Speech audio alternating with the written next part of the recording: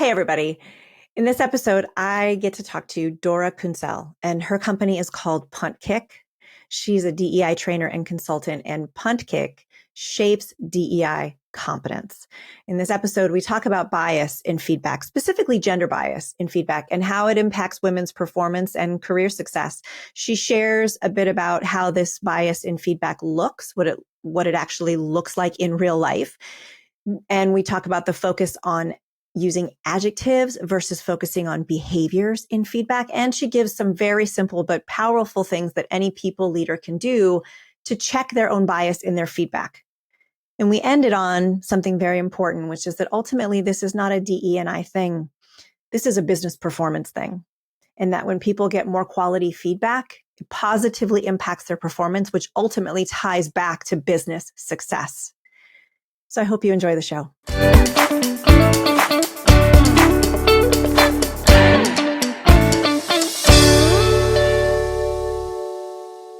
Hi, Dora. Hi, Zovig. I am so glad to have you here. And just to share a little bit about how you ended up on the show, about a month ago, one of your posts ended up in my LinkedIn feed. And it was a post that really drew me in because it was about bias in giving feedback. This particular post was about bias towards women in giving feedback at work. And you had set it up with these beautiful illustrations, and I flipped through all of them, which I never do because I read the whole thing, and I thought I need to see if I can get Dora on the show. So I'm so glad that you are here. Thank you for the invitation. Absolutely. So by the way, I will link to that post in the show notes if anyone wants to look at it. But this particular post was about bias towards women in feedback and how it affects their career growth and how it affects how they show up at work. And you had said that research shows that there are key ways in which feedback that is given towards women tends to be less actionable and less effective than feedback given to men. Now, I know this firsthand, but I want you to share with us why this was an important thing for you to post. Like, how does this show up in your work? Why is this so important to talk about? I guess the moment where I decided to post this post was when I got really tired and frustrated with hearing one more time that women need to work on their confidence and looking at all these mentoring programs for women and programs to empower women to become leaders. And I guess it was just this tipping point, just this moment where it really got me. And it was shortly before 2024 was ending. So I thought, okay, one wish I have for 2025 was to just stop telling women to get more confident. And the research that I mentioned in the post was one of the studies that I had the chance to look at and examine more. And that actually was really interesting to see that it's not just personal experience. It's not just my observation, but there's actually data that shows how there is bias of different kind, not only gender bias, but in general, there is bias in feedback. And that was something that I thought was really interesting to give a highlight to. Yeah. So when you think about those biases, what are some of the ways that can show up? Like, can you give us some examples just so people know what we're talking about? Like, what kind of feedback would a woman get versus a man? Sure. So in general, I think when we talk about bias, it often is that we concentrate on bias in hiring, and we even forget that bias can demonstrate later in our career, for example, in performance feedback. And then when we examine how it shows differently for men and women, it actually is also backed up by research, is that women receive 22% more personality feedback than men. So in general, women's feedback concentrates on adjectives, right? Like abrasive or difficult or friendly, helpful, collaborative. There's just more of these adjectives that are related to women's personality, and it's not the same. It's more about personality. And second thing is that women receive much more critical feedback than men. So, for example, only 2% men receive explicitly negative feedback, but it's 76% of women who get critical feedback. So there's just this huge disparity. Wow. And also there is a difference in the quality of the feedback that women get. So men receive much more actionable feedback than women. For women, it's much more general. It's vague. It's not really something very concrete that women can use for their development, but it's more just more fuzzy. It's nothing concrete. Yeah. You said a few things. So one is that actionable piece. So I have several episodes on feedback, receiving feedback, giving feedback, asking for feedback. And the thing that I always say is that in order for feedback to be valuable and helpful, it has to be actionable. It has to be really specific and something you can then take action on. And what I'm hearing you say is that fuzzy feedback that can happen more often for women are things like be more collaborative, or maybe you want to be a little more friendly and try and keep the peace with this team, or you should be more confident, speak up more. I think that some of this comes from a good place. Like people think they're trying to be helpful. I want to have a good positive belief in that. Because I don't think anyone sets out to be damaging in their feedback, right? But it is not only unhelpful because you can't really do anything with that feedback. It also can make a person wonder about their own value when they're receiving feedback. Well, is what I'm doing valuable here? Do you think that I'm capable? Do you see me as competent? What's the perception that you have of me? And so it can create this second guessing within a person, right? Like when they hear feedback like that. I know for me, I always got, you need to be less direct. That was the feedback I got a lot. You need to be less direct. And I always thought, why? I'm handling $1 million budget here. Why am I supposed to be less direct when we need to get this done for our clients because they're paying 7 figures for this? And I never knew how to be less direct. Right?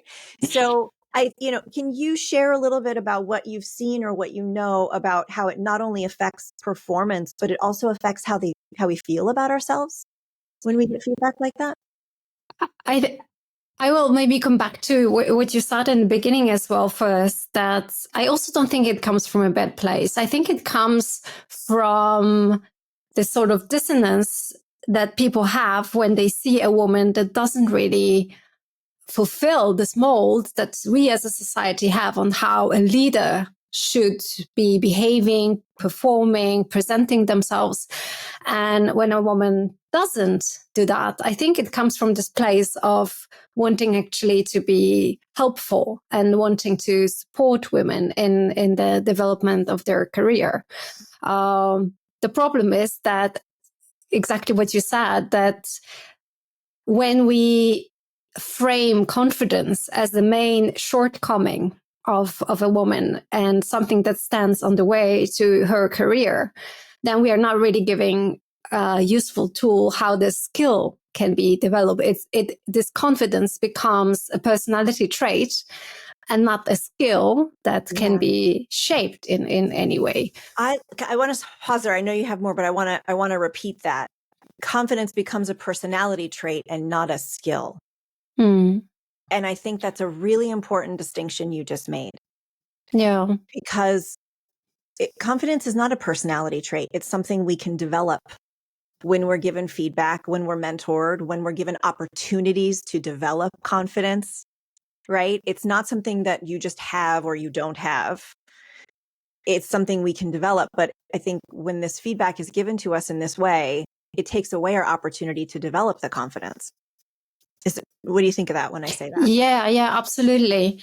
And then a lot of feedback given to women it has this undertone of what's your step, step back. Don't be too much. Don't be too confident. Don't sound too sure of yourself. And all of this is not really helpful, because what can I do with that information? It doesn't really tell me what kind of behaviors I should focus on, what kind of behaviors I should be demonstrating. It just tells me be less of who you are because you don't fit in the image I have about a leader or a person in charge. Be less of what you are because you don't fit with the image that I have of a leader. I think that's really key, is this, and this makes me think of that phrase, executive presence. Have more executive presence. I want, I've had people come to me and my company to help them develop executive presence. And my first question is always, what is executive presence? And it is often a more masculine version of what we think leaders should be, as opposed to more of who you are. Go ahead.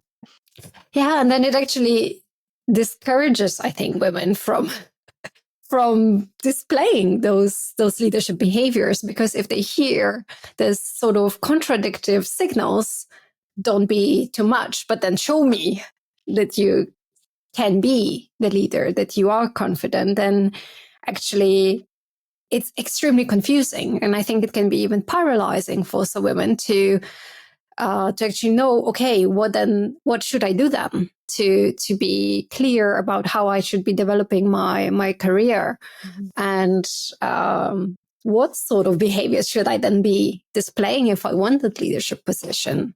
Yeah. And I think it's horrible when you think about it on an individual level, because it really can hold back some women in their career. But when you look at the organization, it's actually damaging for the entire workplace, because it's reducing engagement, right? It has an impact on retention of people, because there is also a clear connection between feedback and high performance, and how people are actually interested in staying in the organization. The research shows that people who get low quality feedback are actually not that interested in staying in the organization, independently if the feedback is positive or negative. If it's low quality, people are not interested to stay in the organization because they feel undervalued. They feel like they're not invested enough. So it has an impact on how the organization is retaining their talent, or actually has a problem in retaining their talent. When you think about managers or any sort of leader, people managers of any level, and their opportunities to give feedback that is quality, how would you suggest that people begin to recognize their own bias in those experiences? And I know this is so much of the work that you do. You work in not just gender bias, but so many different types of biases and how it shows up in our lives and our work. What are some ways that a person who maybe is listening to you right now and going, oh, I wonder if I'm doing this, what are some ways that that person might be able to notice when it's happening? How can they start to shift that for themselves in order to give better quality feedback? I think it's like a bit two ways in that. Like, one hand is like on systemic level, where we can have more objective criteria that are actually based on behaviors, right? Where we can start as managers, as leaders, really examine, am I examining the behavior of the person, or am I referring now to personality traits? And when you are a manager that needs to give feedback, I would really look out for all these adjectives that describe people, not behaviors, but adjectives, and be really attentive to that, because this is where the bias is. it's in all this, collaborative and confident and intelligent and genius and all of that. So I would be looking for that, and really making sure that you are following criteria. But on the other hand, I think there's a lot of work on yourself, and a little bit like holding yourself accountable for what you're doing and asking yourself questions. So asking yourself, how do I evaluate this person? Would I evaluate this person in the same way if it was a man, right? Or if it was a woman? A little bit like using this flip it to test it method to really take the feedback that I want to give and then flip the narrative. If it was a woman, would I give the same feedback? Or if it was a man, would I give the same feedback? I often catch myself like looking at some behaviors of, I don't know, other trainers, lecturers, people on LinkedIn or generally in the public scene, and looking at their behaviors and thinking, wow, that's salesy, or like that's bold, that's brave. And then I ask myself, okay, if it was a man, would I evaluate this behavior exactly in the same way? And of course, I catch myself on being biased on that. Of course, a man, I would not maybe evaluate that harshly. And it's not that that women are less prone to perceive other women in a non-biased way. We are exactly in the same way prone to that. I think also like this important elements of catching yourself on possible bias is having this bigger perspective and searching for this different perspective that people can have. So using also your colleagues and people who may be evaluating the way you are giving feedback. It's useful to have like a bias buddy. So someone who you can actually go and ask for advice and show the feedback that you are about to give to someone and ask, what do you think? What's your perspective? How this can be possibly biased, or do you have a perspective that could enhance or enlarge my thinking about it? Those are good. Those are good. Like what I heard you say, 3 really important things. One is looking for the adjectives. And I love that you said that, because the language that we use is so important. Language creates our reality. How we talk about ourselves, how we talk about others, it creates our reality. We say something and then it becomes true, or we make it true, right? And so catching ourselves in our language, am I using adjectives like the ones you said, confident, bold, brave, courageous, friendly, whatever, versus using behaviors and addressing actual tangible behavior. So that's one way to notice yourself. The other way is flipping those questions on yourself. Would I say it the same way if this was a woman? Would I say it the same way if it was a person of color versus someone who's not? And being willing to question yourself about those things. And then the third was make it a team effort. Find somebody who you trust, who's willing to tell you the truth in a kind way, and be sort of that bias buddy, the accountability buddy. Those are 3 very true to form, very on brand, Dora, actionable ways to do this. But I want to come back to the foundation of all 3 of those things that you said at the very beginning. This is about being willing to look at yourself. It's about being willing to self-reflect and admit that maybe you didn't do it so well, or that you also can have bias, you meaning all of us, right? Not just you. You admitted you have bias when you look at posts and, oh my God, it's so brave, and wondering, would I say that if it was a man posting this? I mean, I do that to myself quite a bit as well. And there was this wonderful story. Her name was Dr. Renee Myers, and she was longtime executive at Netflix. She's no longer with Netflix, but she works in the DEI space, and she tells this story in her TED Talk about how she was on a plane and she heard the captain's voice come over, and it was a woman's voice. And she was so excited to have a woman as a captain. And then suddenly during the flight, there was turbulence. And her first thought was, I hope she can drive.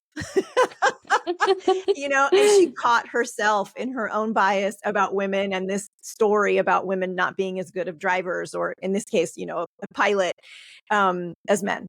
And so we can all do this, but I think the most important thing is that we're willing to catch ourselves. We're willing to look at ourselves. And I don't know how willing everyone is, because it's a hard thing to go, oh, maybe I'm wrong here. Maybe I don't know as much. Maybe I was assuming something. Maybe I was thinking something about someone. I didn't give them a chance. Maybe I'm not perfect. Maybe I'm not as smart as I want to be. Right? Yeah. Go ahead. I think this humility, I'm thinking more and more about it when I work with managers and leaders. The more I work with them, and the more I think about how difficult it is to be an inclusive leader, the more I come to a conclusion that humility is the key to it all. Okay. This moment of realizing I may not have all the answers. I might be missing some perspective. I may not have an access to all the experiences of other people. I might be having some blind spots just because how I was brought up where I am, how my career path looked like, and how different it was to my team members. Or simply just because I'm a human and humans tend to over exaggerate and overvalue how rational they are, while we are actually not that rational, and our decisions are not based on facts and rationality, but more on, bias and emotions and our associations and the way we were socialized, the way we see who is in charge and what it means and how it demonstrates. So for me, it really boils down to this ability to pause and think, I may not be as smart as I think I am. And this is a moment for me to consult, to take a step back, to ask myself, well, if I were wrong, what would be the facts that I could present myself that would prove that I am wrong? But I think, just like you said, it requires so much of the self-reflection and the ability to actually make that pause, to allow yourself that pause. And I think a part of it is also how we as society, as team members, as our workplaces, how do we see leaders? Do we allow leaders this pause? Do we allow leaders to have doubts? Do we allow leaders to say, I don't know? And I think it needs to come together, because if a leader has a doubt, which can be beneficial to so many processes, but the team wants the leader to have all the answers and not questions, then obviously leaders will not have the incentive to be giving themselves this pauses and this benefits of doubt. So it's a societal issue. It's not only a personal one. Yeah. So I asked you what a leader can do to recognize their bias in delivering feedback, but in all ways, really, not just in the feedback experience. I'd love to know from your perspective, Dora, if I'm on the receiving end of this kind of feedback, and I get this fuzzy adjective driven feedback that leaves me more confused and having more doubt in myself than feeling like I know where I'm going or what to do. What can I do for myself in a moment like that? I think something that could help would be to ask, what do you think could be a behavior where I can demonstrate that thing that you want me to show more of. So if someone tells me you need to be confident more, then I can ask, what specific behavior could I show? So to turn those adjectives into behaviors, I guess this is something that I would do if I would be told, well, you're so abrasive, you know? In what specific behaviors do you see that? And what is the exact behavior expectation that you have from me for it to show less or more, depending on that adjective? Yeah, so it takes a willingness on the receiving end to push back a little bit and ask for more. Give me more specifics. What behaviors are you referring to? What behaviors should I display? I would love to think that conversation would be easy, but I don't know if it is. No. In that situation, it's important if it were me, for me to push back, to ask those questions, because it's not just about my development in that moment. For me, it would seem that it also is showing me how I might or might not be able to succeed in this particular organization. If I push back, I ask for more specifics, and it doesn't have to be confrontational. It doesn't have to be, conflict, because I think that in feedback, a lot of people can think of it as, confrontation or conflict. That's how it registers for them. But you could just say, okay, I hear you. I'd like to get more specific. What behaviors are you referring to? That's telling. If I get good response from that, that's positive. But if I get more fuzzy, or if I get more vagueness or ambiguity, over time, that might tell me that this might not be a place where I am valued and can succeed. And then that gives me more awareness to make more choices about whether or not I want to be there. I think it's really important for that reason too. What do you think? Yeah, absolutely. I think it is also sort of checking with your managers how they are reacting to you not taking it, right? How they are reacting on you pointing out that they might be biased in what they're saying, or at least that you notice that, or that you're not willing to just accept everything that is demanded on you. And I also think there is this value in really questioning the feedback that you're given if it's fake, because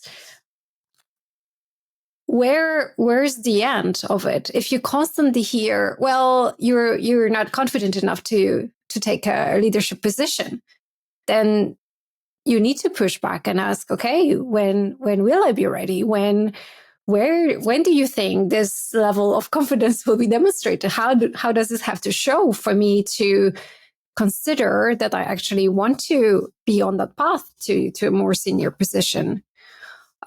Because if we don't question it, it just becomes this internal fight to be more and to be better. But where's the end of it? When we will know that this is where I, deserve it, in parentheses, of course. Last question. From an organizational perspective, you've worked with organizations, and when you think about sort of leaders at the top, what are some ways that as an organization they can start to create a culture of this more it's not just about women giving feedback to women. I think feedback in general is flawed in more organizations than it is functional. Right? Yeah. And so we're just not teaching people how to do it. And so I'm wondering, how can organizational leaders start to think about creating a culture where the feedback is fair and equitable and inclusive and leans more on developing people than on having an opinion about who they are? How can they start to bring more of that in from an organizational culture perspective? This is such a hard question. Take your time. I almost want to say that it's easier to introduce it on like organizational level by making more structured performance feedback process, for example. Start with that, right? And train really leaders and managers in precisely that, how bias shows in feedback, because we can create criteria and we can create a very clear paths on how to measure some behaviors and how to assess it and so on. But actually, even the research shows that when we make managers aware of the potential bias that may be, they are more aware of that. So it's not enough to create a system. We need to make people aware that bias exists. So I almost want to say that I would start with these systemic solutions of creating performance reviews systems that would be, I wouldn't say eliminating bias because that's not possible, but at least reducing the probability of it, training managers and leaders in the unconscious bias in the whole employee cycle, because that's also what's missing. At least I see it in the organization. We focus so much on recruitment, but then there's nothing about performance reviews. And then I think the key element is working on psychological safety on teams, because if we don't work on psychological safety, then we can't really introduce feedback as a developmental tool, as something that would be very useful and successful. Because if people don't feel safe either to give or receive feedback, then we can't really work with it as a tool. Right. Okay. So looking at the performance review process and system and structure, and then also being very aware and intentional about creating psychological safety. Okay. I want to add something to this. Right now, you're in Poland. Yes. And so I'm sure you've heard in the US, we've had an administration change, and there has been a lot of just aggressive attack on DE&I programs, and at the federal level, but also there are organizations that are scrambling to change their DEI programs and eliminate employee resource groups and anything that looks too DE&I focused. What we're talking about can technically fall under the DE&I umbrella, but actually giving feedback is just part of work. And giving feedback is the one primary way that people do better work. And so if you want a company that performs and you want every employee to perform at their best, you have to give feedback in a way that's actionable and fair and is performance and behavior based. So it's really not a DE&I thing. It happens to fall under that category, but ultimately this creates business impact. If your people aren't performing, your business will be impacted, period. Absolutely. And as I mentioned before, there is this very strong link between how good quality feedback people get and if they're willing actually to stay, especially with the high performance. So this is a common sense thing. This is a cultural, organizational culture question to take care of, and an individual needs to be considered. It doesn't need to be connected to DEI, but we tend to give this feedback differently. It's not only gender; it's other factors that play a role there, and also culture. We didn't mention that, but also how culturally different we are receiving and giving feedback. Right. So all these individual layers matter in how it's done, and for it to be effective, they need to be taken into account. But I agree with you; it's a matter of how effective tool it is for organization to retain talent. Yeah. Okay. Well, Dora, I think this is a good place for us to pause. I want to thank you so much for the post that you posted that drew me in. And now I read every single one that you post, and sharing your expertise, but also coming from a place of a lot of heart. I can tell that this is not only an area that you are passionate about, but also deeply care for and are concerned about. And so I thank you for that and the way Thank that you you. do that. We will include all of your contact information in our show notes. So if anyone wants to get in touch with Dora and find out more about the work that she does, please do. We will be back in 2 weeks with another episode. Until then, take good care of yourselves, lots of love and big energy. I'll see you soon.